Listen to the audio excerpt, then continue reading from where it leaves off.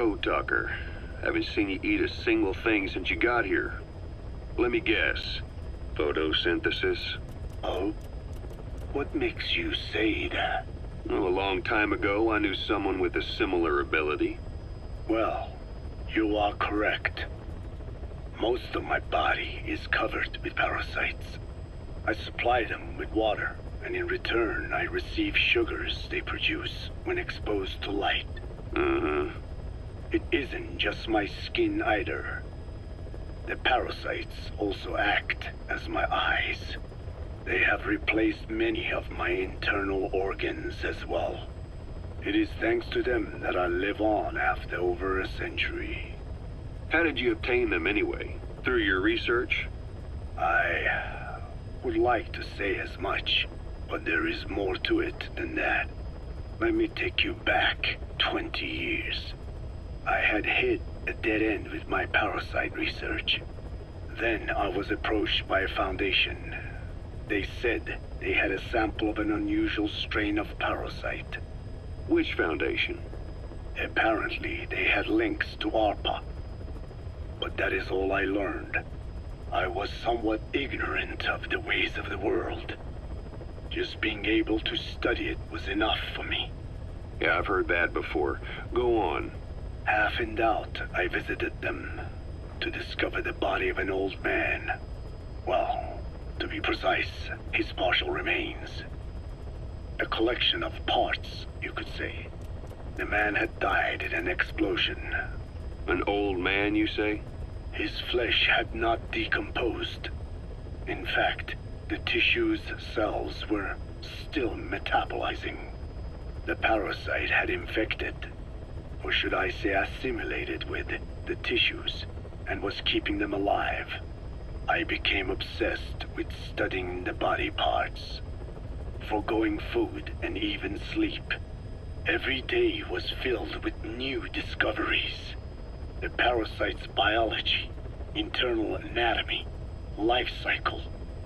But there was only so much I could learn through observation. And so I made a decision. To truly know the parasites, I had to live with them. So, you implanted them inside you from the dead man's flesh? Correct.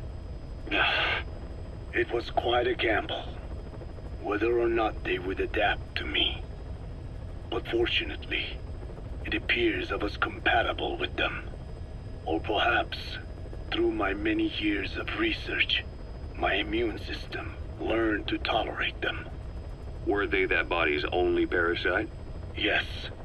However, there was a separate specimen that supplied its host with adrenaline in response to pain, and yet another that could control insects at will through secreting heterogeneous pheromones. I wanted exposure to them, to take them into me, but my wishes were denied. Their records, though, provided clues that helped advance my research. Would you care to join me? A life spent never worrying about food is a most wonderful one. I think I'll pass. But thanks. This has been helpful.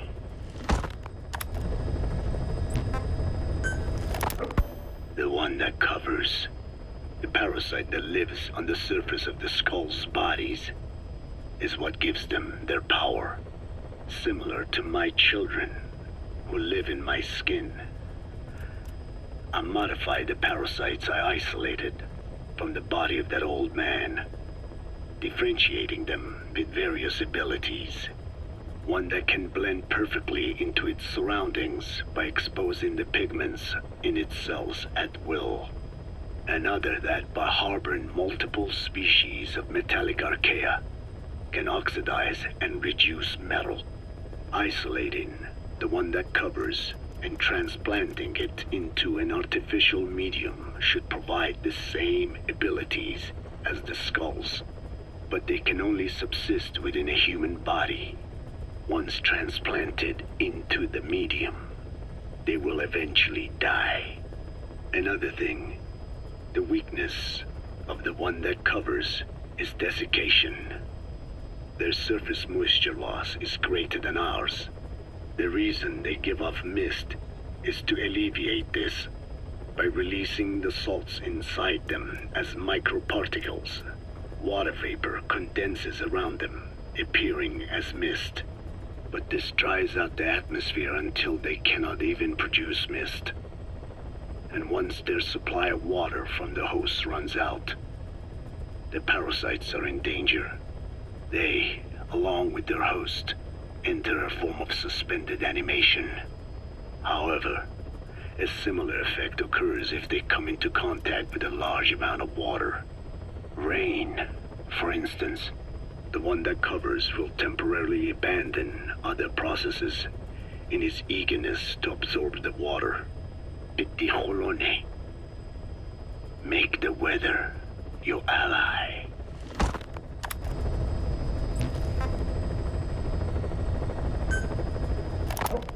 There's something I've been wondering. Why are you called Code Talker? During World War II, the U.S. military used the languages of different tribes, including the Navajo, as codes, right? I know the term Code Talker was used to mean people sent to the battlefield to speak in those codes. Were you one of them? Our mother tongue was indeed used for war. But I did not go. I was already over the conscription age. However, I was made to help craft the codes that were spoken. So in a wider sense, you could call me a code talker for that. Navajo is a complex language, and virtually no one outside the US speaks it. They must have thought it was the perfect language to use as a code. Yeah, in the end, the Japanese never cracked it. The cipher is king in information warfare. Of course, they didn't simply speak in Navajo. They created substitutions for words according to a code book, and then translated those into our language. Young Diné was sent to the front lines of the Pacific Theater as code talkers. To fight is an honor for the Diné. They were the pride of our people. But I cannot say this history brings me joy. Words are alive. When they are spoken, life is breathed into them. They become a part of the listener. Our words were transformed into lifeless ciphers and used for war. This, after the Black Ana spent generations suppressing the language. Yeah, I'm sorry. So I guess we shouldn't be calling you Code Talker, huh? No, I do not mind. The reason Skullface called me Code Talker was because I also am responsible for coding language into the vocal cord parasites. I am the same as those young warriors, used for a cipher's sake. I must never forget that. The name, Code Talker, is a lesson carved into my being. You said Skullface ordered you to weaponize the vocal cord parasites. But you also said he wasn't the reason. And he wasn't. I was seduced by the parasites. That is a fact. How? You mean from your curiosity as a scientist? That I cannot deny. But there is more to it.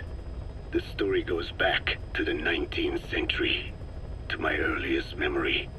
One day, a man from the government visited our Hogan, our home.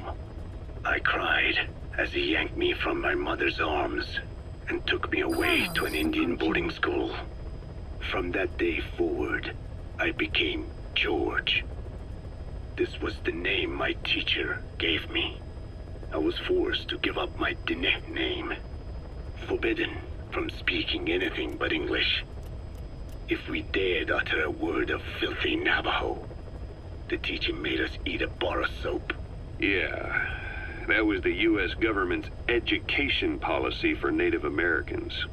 To erase our words was like erasing our people. Their education was tantamount to ethnic cleansing. Over time, the overt persecution of our language stopped. But to this day, it continues to be eaten away by the lingua franca, that is English. Many of the Diné outside the reservations can speak nothing else. And it isn't just our language. Across the world, minority languages are being destroyed by dominant languages. Many are on the verge of extinction. Enter the vocal cord parasites. Yes, I began thinking that minority languages needed some sort of deterrent against dominant languages. In order that their peoples and cultures would survive. It was then that I came across literature at the Foundation claiming that man acquired language thanks to a type of parasite, one that distinguishes between languages as a precursor to reproduction. If I could just resurrect it, make it more pathogenic, I would have my deterrent against English. But I failed to hide that aim from Skullface. He noticed. Yes, I wanted to retaliate against the English language, though never did I intend to actually use it as he planned. You know how the story ends. I was forced to study how to make the parasites compatible with all the world's languages. All but English. However, he in fact secretly isolated an English strain. I will not be held prisoner by the man's phantom. The English strain must not be allowed to exist either.